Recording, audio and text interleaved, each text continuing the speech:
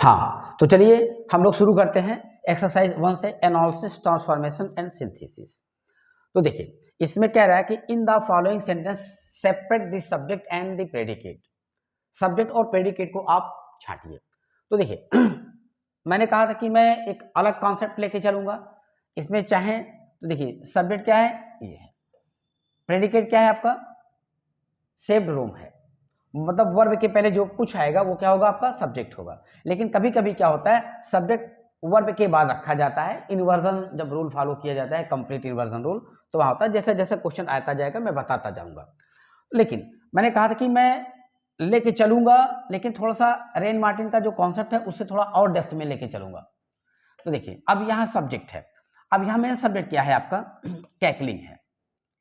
अब ये पूछा जाए तो ये क्या है आपका, नाउन फ्रेज है। मैंने आपको पहले लेक्चर में बताया था फ्रेज के कॉन्सेप्ट में। तो ये क्या है, noun phrase as a subject है। क्यों, क्योंकि this is a group of words. तो सब्जेक्ट तो क्या होता है, नाउन ऑफ नाउन का कॉन्सेप्ट होता है। क्या होता है, नाउन ऑफ नाउन का कॉन्सेप्ट। तो ये नाउन है। कैकलिंग क्या है, ये कैकल से बना हुआ है। तो द कैकलिंग ऑफ गीज, गीज क्या होता है, कलहंस होता है। तो पहले जमाने जैसे आज क्या होता है, रडार होता है। दुश्मन अगर देश अपने देश में प्रवेश कर रहा है तो हम क्या करते हैं, रडार से पता कर लेते हैं। लेकिन पहले तो ऐसे टेक्नोलॉजी नहीं थी। तो जानवर आदि पालते थे, तो जानवर क्या करते थे, वो भौंकते थे, कुत्ते होते भौंकते थे। तो कलहंस पक्षी क्या थे, उनकी आवाज मतलब कुड़कुड़ाना, आवाज करना। तो कलहंस की आवाज ने, कुड़कुड़ाना ने रोम को बचा लिया। ठीक, तो ये क्या है आपका, ये जीरंड है। ठीक, ये जीरंड है। तो ये पूरा का पूरा क्या है, noun phrase as a subject बना। अच्छा, अब दूसरी चीज एक काम करूंगा। जैसे मैंने कहा कि आई फाउंड हिम डिप्रेस्ड या डिजेक्टेड या सैड, है ना, यहां लगा दिया सैड। तो अब ये बताओ ये किसको क्वालिफाई कर रहा है, हिम को क्वालिफाई। ये क्या है आपका, एडजेक्टिव है। क्यों, क्योंकि ये क्या है, प्रोनाउन है। प्रोनाउन की विशेषता जो बताएगा वो क्या होगा, एडजेक्टिव होगा। तो एडजेक्टिव पीछे भी चलता है और आगे भी चलता है। जैसे मैंने कहा आई सा अ क्लेवर बॉय, आई सा ए क्लेवर बॉय। क्लेवर क्या है, एडजेक्टिव है, इसको क्वालिफाई किया। तो अब देखिए कभी कभी क्या होता है, अब ये नाउन फ्रेज बना, लेकिन इसमें देखा जाए तो इसमें एक फ्रेज और है। क्या, अगर हम इसकी बात करें ऑफ गीज, तो ऑफ गीज ये क्या है, प्रीपोजिशन। कल के लेक्चर में आपने देखा होगा, उसमें मैंने बताया था कि प्रीपोजिशन प्लस नाउन मिलकर के क्या बनता है, फ्रेज बनता है ना। तो ये कैसा फ्रेज बनेगा, ये तो सेंटेंस में आने पर। तो ऑफ गीज किसको क्वालिफाई कर रहा है, इससे कोरिलेट है ना। आइए क्या है आपका, जीरंड है। जीरंड बराबर क्या है, नाउन है। नाउन की विशेषता जो बताएगा वो क्या होगा, आपका एडजेक्टिव होगा। Exercise number rain and Martin के एक्सरसाइज नंबर 6 या 7 में ऐसे ही आपको करने हैं, ठीक है ना। एक एक वर्ड की टर्मिनोलॉजी को आपको देखना है। अब रोम क्या है आपका, प्रॉपर नाउन है। Okay, next question, stone walls do not make a prison. यहां एक कहेंगे he threw a stone at me. चलिए अब यहां एट प्रीपोजिशन मी क्या है, प्रोनाउन है।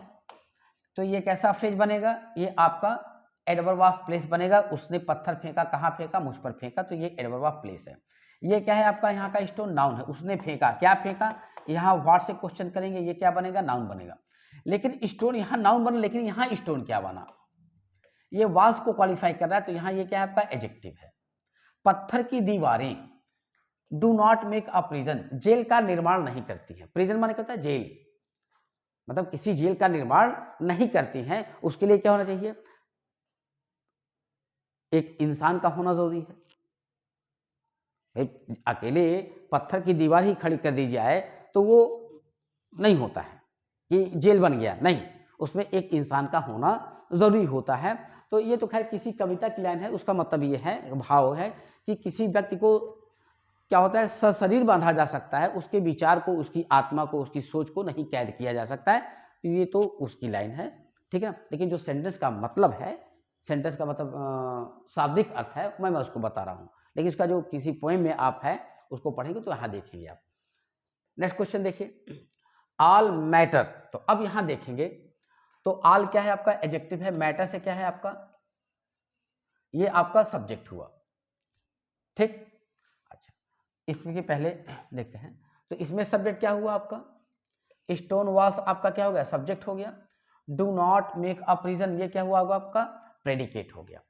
अच्छा, एक चीज ध्यान रखिएगा, जब हम फाइनाइट और नॉन फाइनाइट वर्ब को उसमें क्राइटेरिया में बांटेंगे, तो फाइनाइट वर्ब वह होता है जो सब्जेक्ट और टेंस के अकॉर्डिंग यूज होता है, और नॉन फाइनाइट वर्ब यह होता है जो सब्जेक्ट और टेंस के अकॉर्डिंग चेंज नहीं होता है। अगर हम इसमें चेंज करें, टेंस अगर कह दें कि चलो ठीक है, जैसे he plays cricket, he plays cricket, तो नो डाउट ये क्या है आपका फाइनाइट वर्ब है। लेकिन अगर हमने कह दिया कि ही does not play cricket, he does not play cricket, है ना,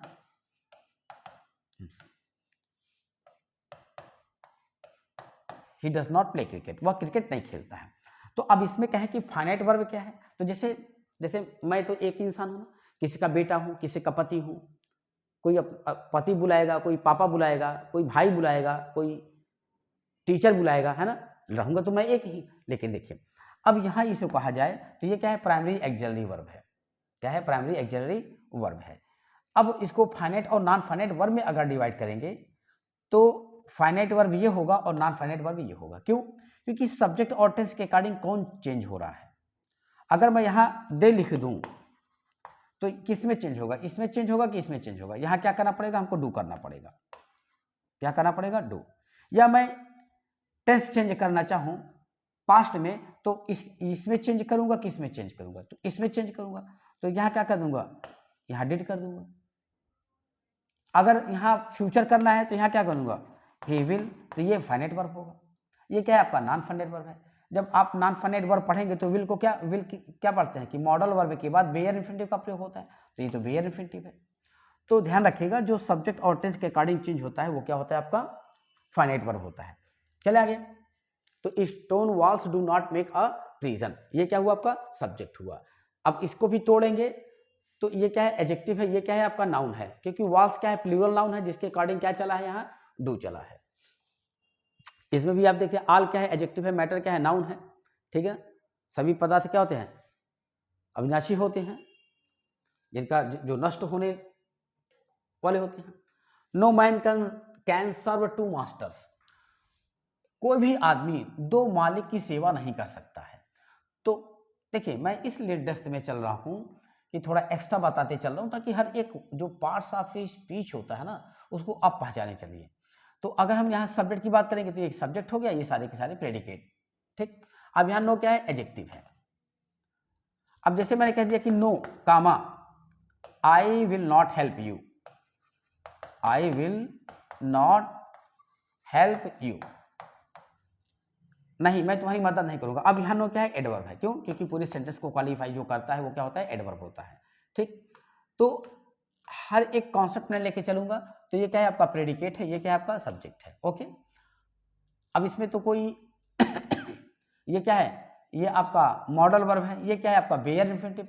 सभी मॉडल वर्ब के साथ क्या चलता है, बेयर इन्फिनिटिव का प्रयोग किया जाता है। आप इन्फिनिटिव का चैप्टर उठा के देखिएगा, ठीक। ये क्या है आपका टू मास्टर्स, ये मास्टर्स क्या है नाउन है, ये क्या है न्यूरल एडजेक्टिव है। दोनों मिलकर के क्या बन गए, ऑब्जेक्ट बन गए। क्या subject, noun phrase as object बन गए। A sick room should be well aired, तो a sick room ये क्या हो गया आपका सब्जेक्ट हो गया, ये क्या होगा आपका प्रेडिकेट हो गया। अब यहां अगर फंक्शन की बात करेंगे, ये सब्जेक्ट हो गया, ये प्रेडिकेट हो गया। अब यहां एयर्ड की बात करें तो according two parts of speech क्या है आपका, तो ये आपका एडजेक्टिव है। क्या है, एडजेक्टिव है, क्योंकि जितने भी पास्ट पार्टिसिपल होते हैं क्रिया के तीसरे रूप उन्हें एडजेक्टिव कहा जाता है, एडजेक्टिव के अंतर्गत आते हैं, ठीक। ये किसकी, aired, should be will aired, तो विल एयर्ड किसकी विशेषता बता रहा है, इस रूम की विशेषता बता रहा है। किसकी विशेषता, रूम की। अब यहां वेल की बात करूं तो वेल क्या है, तो वेल किसकी विशेषता बता रहा है, एयर्ड की। तो हिंदी का अर्थ बता देता हूं इसका, अ सिक रूम मतलब एक बीमार आदमी का कमरा अच्छा हवादार होना चाहिए, हवादार होना चाहिए। वेल माने अच्छा या बहुत ही अच्छा हवादार होना चाहिए। तो वेल एयर्ड, वेल किसकी विशेषता बताए? एयर्ड। एयर्ड क्या है आपका? एडजेक्टिव। एडजेक्टिव की विशेषता जो बताता है वो क्या होता है? एडवर्ब। तो ये क्या है आपका? एडवर्ब है। अब बी क्या है आपका?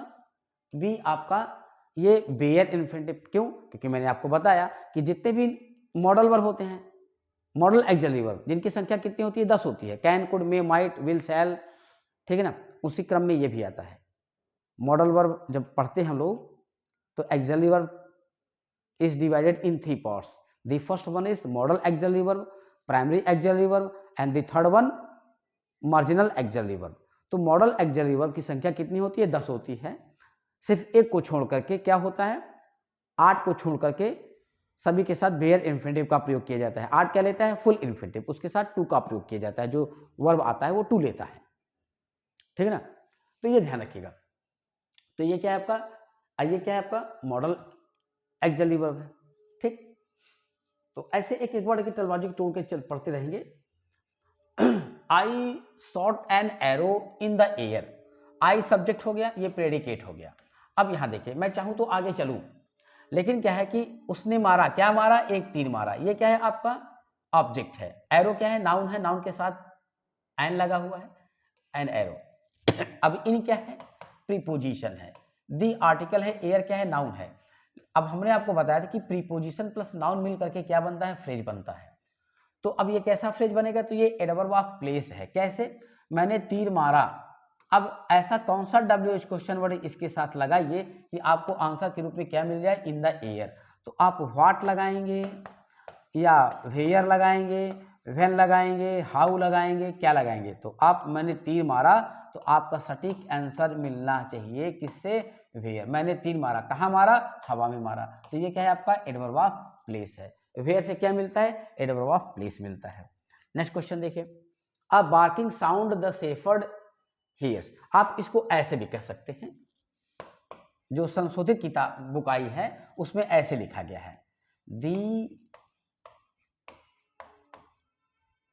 शेफर्ड हियर्स अ बार्किंग साउंड। तो अब ये सब्जेक्ट हो गया और ये क्या हुआ? प्रेडिकेट हो गया। तो दी शेफर्ड क्या है आपका? ये सब्जेक्ट हो गया और ए बार्किंग साउंड क्या है? हियर्स है, ठीक है ना। तो अब ये कहेंगे कि ये कैसे हो गया? सब्जेक्ट पहले आना चाहिए, फिर वर्ब, उसके बाद ऑब्जेक्ट। मतलब गडरिये ने एक भौंकने की आवाज सुनी। गडरिये ने भौंकने की आवाज सुनता है, गडरिया भौंकने की आवाज सुनता है। ये प्रेजेंट इंडेफिनिट में है। तो प्रेजेंट इंडेफिनिट में इसलिए कहते हैं कि जब कोई पास्ट की एक्शन होती है, कहानी होता है, तो उसे हम प्रेजेंट में भी लिख सकते हैं। जैसे जब आंखों देखी हाल या कमेंट्री की बात करते हैं तो उसे हम प्रेजेंट में भी कर सकते हैं। जैसे अचानक रावण आता है, सीता जी डर जाती हैं और वो कहती हैं तुम यहाँ से चले जाओ वरना मैं तुम्हें श्राप दे दूंगी। तो ये सारे किस में चल रहे हैं? एक कमेंट्री की तरह चल रहा है, एक कथा की चल रहा है। तो कोई स्टोरी होती है, उनको हम प्रेजेंट में भी क्या है? नरेट कर सकते हैं। तो गडरिया सुनता है। तो अब देखिए, ये सब्जेक्ट हो गया, ये हो गया। अब यहां से मैं आपको एक और चीज बताना चाहूंगा कि बार्किंग जो है ये क्या है? ये पार्टिसिपल है या जिरंड है? ठीक, ये पार्टिसिपल है या जिरंड है। तो आपको एक लॉजिक बता देता हूं कि अगर किसी नाउन के पहले अगर वर्ब आईएनजी आया है, क्या आया है? Verb first form plus ING. तो अब वो आईएनजी फॉर्म आपका प्रेजेंट पार्टिसिपल है या जिरंड है, उसका एक तरीका है। जैसे मैंने कहा he jumped from the running train. देखिए मैं डेप्थ में लेके चलूंगा, ठीक। और यहां एक लिख दिया कि I bought A running shoes, है ना। तो I bought A running shoes. तो अब देखो ये कैसे, यहां रनिंग इसके पहले भी आया, रनिंग इसके पहले भी आया है। अब मैं क्या करता हूं, इसको चलो हटा देता हूं। अब यहां एक फ्रेज ये हो गया, एक फ्रेज हो गया। तो ध्यान रखना कि अगर नाउन के पहले आने वाला आईएनजी फॉर्म कंटीन्यूअस टेंस में चेंज हो जाएगा तो वो क्या होगा, आपका प्रेजेंट पार्टिसिपल होगा। अगर कंटीन्यूअस टेंस में चेंज ना हो पाए तो ध्यान रखिएगा, सॉरी यहाँ ए नहीं लगेगा, सॉरी ए रनिंग शूज नहीं होगा, उसके पहले मैंने जो लिख दिया था ए, तो आर्टिकल ए का प्रयोग नहीं होगा क्योंकि शूज है ना, तो शूज के साथ आर्टिकल का प्रयोग नहीं होगा, वो तो लिख दिया गया था, कोई दिक्कत नहीं। तो जैसे रनिंग शूज लिख दिया गया या दी रनिंग ट्रेन लिख दिया गया, दी भी हटा देता हूं। तो अब कैसा लॉजिक होगा, देखिए दी ट्रेन वॉज रनिंग या इज रनिंग भी कह सकते हैं, कोई दिक्कत नहीं है, लेकिन सेंटेंस अपने आप में क्या है, कंप्लीट है ना। The train is running, ING running, train दौड़ रही थी या ट्रेन दौड़ रही है, यहाँ ए भी कर सकते हैं, वो तो कॉन्सेप्ट रहेगा, टेंस पे डिपेंड रहेगा। लेकिन क्या आप यहाँ कह सकते हैं दी शूज आर रनिंग, जूते दौड़ रहे हैं या जूते दौड़ रहे थे, नहीं। तो ये कॉन्टिन्यूअस चेंज करेंगे तो ये गलत हो जाएगा। तो अब ये क्या है आपका, ये जिरंड है, ये कंपाउंड नाउन बना रहा है। क्या बना रहा है, कंपाउंड नाउन, रनिंग शूज, दौड़ने वाला जूता। अब जैसे मैंने कहा फ्लाइंग बर्ड, फ्लाइंग बर्ड, इसे आप कंटिन्यूअस टेंस में चेंज कर सकते हैं ना, the bird is flying, the bird was flying. Dining table, अब डाइनिंग टेबल अगर मैंने कहा तो द टेबल वाज डाइनिंग कहेंगे, मतलब मेज खाना खा रहा था, नहीं। अब वो क्या है, वो कंपाउंड नाउन है, मतलब वो एक पर्टिकुलर काम के लिए यूज किया जाता है वो मेज, ठीक है ना। तो अब यहां इसको ये क्या हो जाएगा, ए बार्किंग साउंड। तो ये बताओ जो साउंड था वो बार्किंग कर रहा था क्या, नहीं, भौंकने की आवाज, आवाज नहीं भौंक रहा था, बल्कि कुत्ते आदि, सियार आदि, जयकाल आदि भौंक रहे होंगे, तो भौंकने की आवाज। तो ये क्या आपका जिरंड है भाई, साउंड आर इज बार्किंग आप नहीं कह सकते, बार्किंग साउंड। तो ये क्या है आपका जिरंड है, ये कंपाउंड नाउन बना रहा है, ध्यान रखिएगा। अच्छा, कभी कभी होता क्या है कि आप लोगों को बहुत से टीचर पढ़ाते हैं, तो आप ध्यान रखिएगा, मैं आपको जो भी पढ़ाऊंगा एथेंटिक पढ़ाऊंगा, कैम्ब्रिज, ऑक्सफोर्ड, लॉन्गमैन, इन सब की आपको प्रूफ दूंगा। इंडियन राइटर कहीं कहीं काफ़ी गलती कर दी हैं, इसलिए मैं उनको एथेंटिक नहीं मानता हूँ, ठीक है। तो आप मुझसे प्रूफ भी मांगिएगा कि सर हमको प्रूफ दे दीजिए कहाँ लिखा है, तो मैं आपको प्रूफ भी दे दूंगा। और वो एथेंटिक फुल बता तो दिया कि मैं ऑक्सफोर्ड, लॉन्गमैन, कैम्ब्रिज, इन सब की मैं आपको प्रूफ दूंगा, ये ध्यान रखिएगा। चलिए, यहाँ क्या लिखा है, अप वेंट दी बैलून। अब यहाँ सब्जेक्ट क्या है, सब्जेक्ट ये है, प्रेडिकेट क्या है, ये है, मतलब आप इसको ऐसे कह सकते हैं, दी बैलून वेंट अप। अब कैसे ये कहेंगे कि अब सब्जेक्ट पहले गया, तो मैंने आपको बताया ना कि कुछ एक्सेप्शनल कंडीशन होती हैं जिनमें क्या होता है सब्जेक्ट बाद में रखा जा सकता है। वो क्या होता है, वो उसे हम कहते हैं इन्वर्जन रूल। इन्वर्जन मतलब होता है उल्टा। सामान्य कॉन्सेप्ट क्या होता है, इसलिए मैं चाहता तो बता के चला जाता, लेकिन अब इसको पूरा लॉजिक बताना पड़ेगा ना आपको भाई मेरे। देखो, सेंटेंस का जो जनरल रूल होता है वो क्या होता है, सब्जेक्ट होता है, फिर क्या होता है, वर्ब होता है, फिर अगर ऑब्जेक्ट है तो ऑब्जेक्ट, अदरवाइज एक्स्ट्रा आदि जो भी होता है अपना, ये तो नियम होता है। लेकिन अगर वर्ब या वर्ब का कोई भी कॉन्सेप्ट, वर्ब का कोई भी पार्ट अगर सब्जेक्ट के पहले गया तो उसे क्या कहा जाता है, इन्वर्जन रूल। जैसे मैंने कहा ही गोज टू स्कूल, एक लिख दिया, he does not go to school. मैं चाहता तो बता के चला जाता, लेकिन आप वही आधा अधूरा ज्ञान पढ़ लेते। अब देखो, अब ही मैंने कहा does he go to school, तो ये भी क्या है, ये इन्वर्जन रूल है। ये क्या है, वर्ब है ना। तो मैंने कहा कि अगर सब्जेक्ट के पहले वर्ब या वर्ब का कोई भी फॉर्म अगर रखा जाता है तो वो क्या होता है, इन्वर्जन रूल होता है। जैसे he never comes here, he never comes here, वह यहाँ कभी नहीं आता है। अब इसे हम इन्वर्जन में अगर रखें तो कैसे कहेंगे, never does he come here, यहाँ फुल स्टॉप लगेगा, मार्क ऑफ इंडिकेशन नहीं लगेगा। अब ये किस नियम के तहत है, ये सारे के सारे हमने नियम आपको फंडामेंटल में पढ़ाए हैं, बहुत से आप लोग पढ़े होंगे, ठीक है ना। नहीं पढ़े होंगे तो फिर बताइएगा। तो अब क्या है, ये इन्वर्जन रूल हुआ। तो इन्वर्जन दो प्रकार के होते हैं, एक पार्शियल और एक कंप्लीट। तो पार्शियल में क्या होता है, मेन वर्ब तो बाद में रहता है, हेल्पिंग वर्ब पहले रखा जाता है। तो हेल्पिंग वर्ब यहाँ देखो पहले आया, हेल्पिंग वर्ब यहाँ पहले आया, तो ये क्या है आपका पार्शियल इन्वर्जन रूल है। ये बहुत अच्छा कॉन्सेप्ट होता है, किताबों में तो मात्र थोड़ा बहुत दिया है इन्वर्जन रूल, बाकी क्या होता है कि बहुत अच्छा कॉन्सेप्ट है इसका, सभी किताबों में नहीं दिया है इन्वर्जन रूल का पूरा कॉन्सेप्ट। तो अब क्या है, अब यहाँ पार्शियल नहीं है, यहाँ कंप्लीट है। तो कंप्लीट क्या है कि अगर एडवर्ब ऑफ प्लेस से, तो अभी मैंने यहाँ जो लिखा था यहाँ, अच्छा हट गया, चलिए फिर से लिख देता हूँ। यही सेंटेंस कैसे लिखा है, दी बलून वेंट अप। तो ध्यान रखना यहाँ अप क्या है, प्रीपोजिशन है। तो प्रीपोजिशन है तो मैंने कहा कि हर एक वर्ड, कभी कभी वर्ड जो होता है अपना फंक्शन दूसरा ले लेता है। जैसे मैंने कहा कि all helped me, all helped me, all क्या है, सब्जेक्ट है। सब्जेक्ट कौन बनता है, नाउन या प्रोनाउन बनता है, सभी ने मेरी मदद की, प्रोनाउन है। अब हमने यहां कहा he lost his all, he lost his all, यहां ऑल क्या है, यहां नाउन है, हिज क्या है, पजेसिव एडजेक्टिव है। पजेसिव एडजेक्टिव किसके पहले आता है, नाउन के पहले, तो ये क्या आपका नाउन है, उसने अपना सब कुछ खो दिया। और यहां लिख दिया all the students,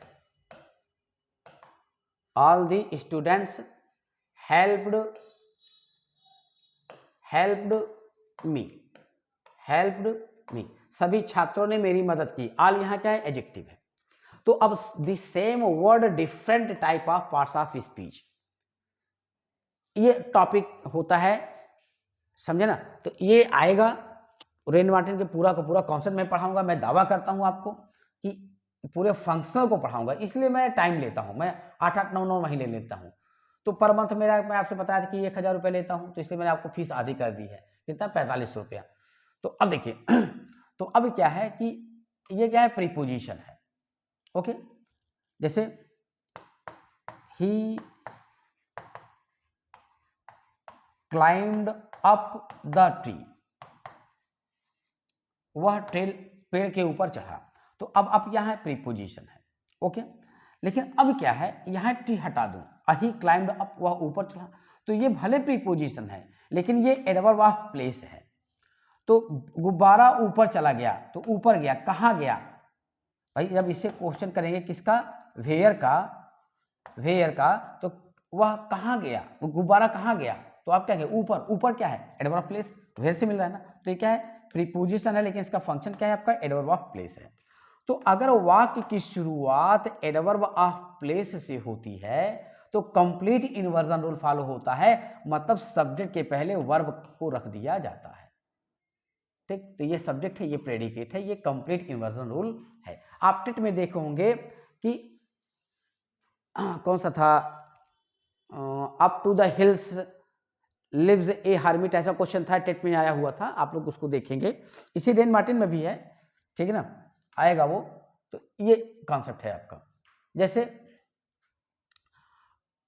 outside the room, outside the room are playing the boys, boys कहां, सबसे बाद में गया।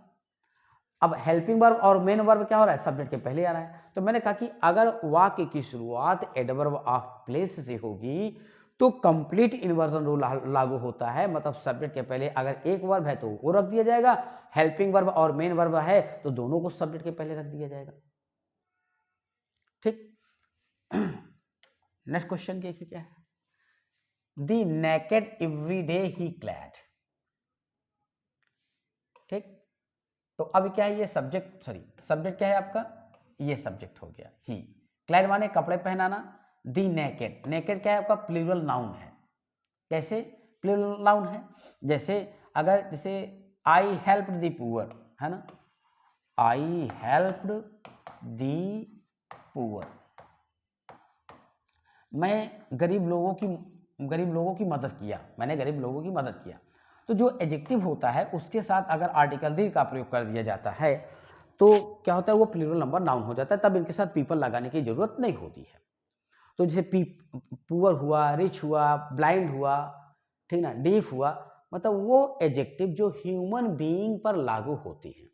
तो इसी प्रकार कुछ पास्ट पार्टिसिपल जो ह्यूमन बीइंग पर लागू होती हैं उनके साथ अगर आर्टिकल दी का प्रयोग कर दिया जाए, जैसे आई सा आ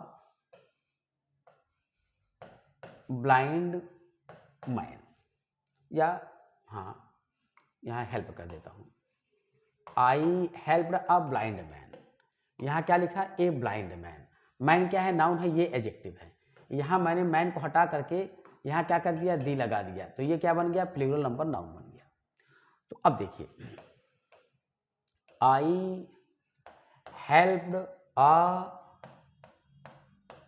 वुंडेड मैन, मैंने एक घायल आदमी की मदद की। ओके, अब यहां ये आदमी की विशेषता कौन बता रहा है, वुंडेड। घायल किसकी विशेषता होता है, मैन की। जैसे यहां क्या लिखा था अभी मैंने, I help a blind man, तो ब्लाइंड किसकी विशेषता बता रहा है, मैन की। ओके, तो वुंडेड क्या है, वॉन्ट से बना है, घायल वर्ब से बना है, पास्ट पार्टिसिपल है। तो अब क्या है कि मैंने कहा ना, अगर आपका बेसिक कॉन्सेप्ट क्लियर है, फंडामेंटल क्लियर है, तभी जाकर के आप इन सब चीज को समझ पाओगे। पास्ट पार्टिसिपल हमेशा क्या होता है, पैसिव फॉर्म में होता है, ठीक है। तो अब क्या है कि यहां मैन को हटा दिया, यहां इसको हटा दिया, यहां दी लगा दिया, और यहां भी क्या है, मैन को हटा करके यहां क्या कर दिया, आर्टिकल दी लगा दिया। क्या कर दिया, दी। तो आई हेल्प दी ब्लाइंड, अर्थात मैंने अंधे लोगों की मदद की। यहाँ की आई हेल्प दी वुंडेड, मैंने घायल लोगों की मदद की। तो ये क्या हो गया, प्लूरल नंबर नाउन।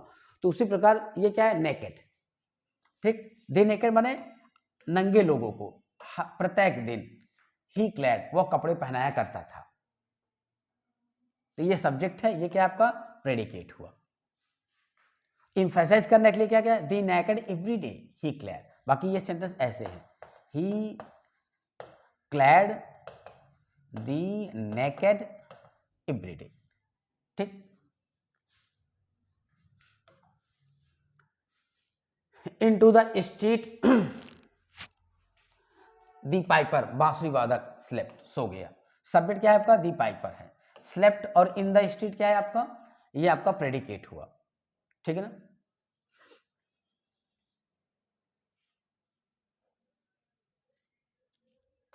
चलेंगे, स्वीट और द यूजेज ऑफ एडवर्सिटी। तो अब यहां सब्जेक्ट क्या है आपका, सब्जेक्ट है आपका द यूजेज ऑफ एडवर्सिटी, क्योंकि यहां आर लगा हुआ है। आर किसके अकॉर्डिंग आएगा, यूजेज के अकॉर्डिंग। मतलब आप ऐसे लिख लीजिए इसको, the usage of,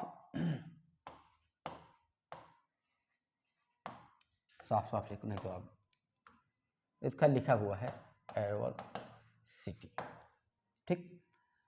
are sweet, मीठा होता है। जैसे गरीबी में जो आपका सही तरीके से जब अपना समय का सदुपयोग करते हैं, अपनी मेहनत करते हैं, ठीक ना, विपन्नता में आप सही सदुपयोग करते हैं तो उसको कुछ सीख देता है। कोई भी निगेटिव चीज जो होती है वो एक आपको क्या है, उसका जब सही सदुपयोग करते हैं तो आपको क्या होता है, वो आपको एक सीख देता है, आप मतलब वो अच्छा होता है। ये एक तरह से देखा जाए तो प्रोवर्ब्स है, ठीक है ना। तो सब्जेक्ट क्या है आपका, द यूजेस, क्योंकि ये प्लूरल है, प्लूरल के अकॉर्डिंग क्या चला, प्लूरल वर्ब चला। तो ये क्या है आपका, ये प्रेडिकेट हो गया। तो प्रेडिकेट क्या हुआ, ये आपका प्रेडिकेट हो गया। अब इस सेंटेंस को इम्फेसाइज करने के लिए क्या किया गया, इन्वर्जन रूल फॉलो किया गया। स्वीट, अब ये जो आर लगा है, बहुत से लोग क्या करते हैं, इसका सब्जेक्ट इसे स्वीट को मान लेते हैं। नो, इसका सब्जेक्ट क्या है, यूजेस है। तो मैंने आपको बताया, आप कहेंगे कि ऑफ एडवर्सिटी क्यों नहीं हुआ, क्यों, क्योंकि ये नाउन ऑफ नाउन है। नाउन के बाद आने वाला नाउन या प्रोनाउन जो होता है वो ऑब्जेक्ट माना जाता है। तो ये क्या है आपका, ये ऑब्जेक्ट है, ठीक है ना, प्रीपोजिशनल ऑब्जेक्ट है ये। ये फेज है, इसको कहा जाएगा सिर्फ अगर ये पूछा जाए कि ऑफ एडवर्सिटी क्या है, तो ये क्या आपका एडजेक्टिव फ्रेज है जो क्या है यूजेस को क्वालिफाई कर रहा है, ठीक है ना। तो ये रहा, बाकी आप लोग ये देखिए sentence, dear, gentle, patient, noble, nail, ये क्या हुआ, ये सब्जेक्ट हो गया, ये क्या हुआ, प्रेडिकेट हो गया, ये सारे के सारे एडजेक्टिव है, नेल को क्वालिफाई कर रहे हैं ये, ठीक।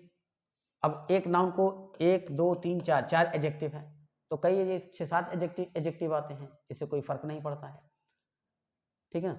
तो आप लोगों को ये एक दिन में चाहे पूरा देखिए वीडियो और चाहे 10 दिन में देखिए।